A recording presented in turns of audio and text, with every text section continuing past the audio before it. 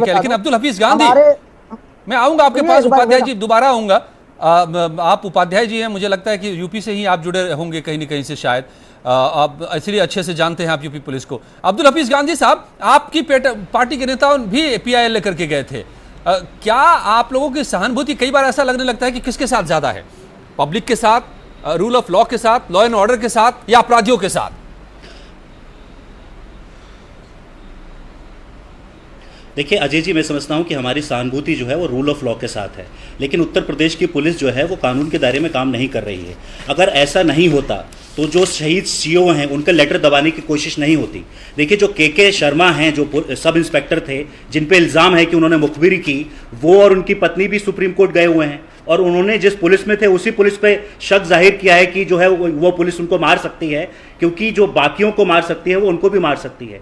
देखिए मैं आपको बताऊं कि जो SIT गठित की है उसमें एक मेंबर हैं रविंद्र गौड़, उन पे 2007 में बरेली में एक एनकाउंटर हुआ था, तो उसमें हाई कोर्ट ने CBI इंक्वायरी जो है ऑर्डर की थी, उसमें वो चार्जशीटेड हैं। तो ये ऐसी इंक्वायरी का क्या फायदा जिसमें जो अधिकारी जांच के लिए नियुक्त हो रहे हैं उन पर ही जो है फेक एनकाउंटर के इल्जामात लगे हुए हैं। तो ये सारी चीजें दर्शाती है कि योगी सरकार जो है जांच निष्पक्षता में मैं समझता हूं भरोसा नहीं करती है, वो इस मसले को पूरी तरह से दबाना चाहती है, क्योंकि इसमें भारतीय जनता पार्टी के बहुत सारे नेता कहीं ना कहीं इन्वॉल्व हैं जिन्होंने विकास दुबे को संरक्षण देने का काम किया, और इसलिए आप देखिए कि पूरा थाना तो लाइन हाजिर हो जाता है। विकास दुबे क्या पिछले 3 सालों में ही पैदा हुआ है, या विकास दुबे की इतनी बड़ी हस्ती, जो बड़े बड़े पुलिस अफसर हैं, विकास दुबे की इतनी बड़ी हस्ती क्या 3 सालों में बनी है क्या?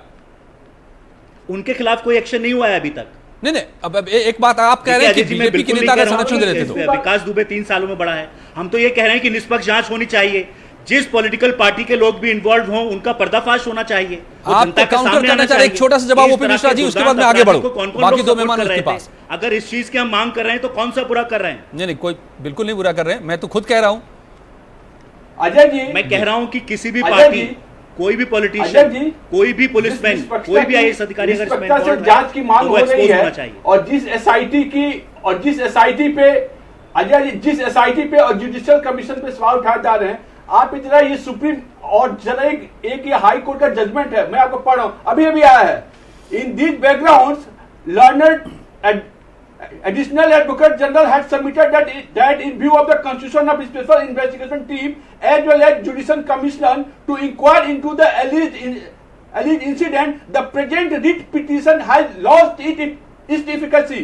At this stage, petitioner has submitted that high court ने खारिज कर दिया एक ऐसे PIL को जो आप कह रहे हैं, जिसका हवाला दे रहे हैं, हमने ये बताया है। She may be permitted to withdraw the permission. ठीक है। तो अरे मेरा सवाल SIT के मेंबर रविंद्र गौड़ जी को लेकर है, उसका उत्तर दीजिए। हाई कोर्ट में रविंद्र गौड़ जी पर पहले ही इल्जाम लगे हुए फेक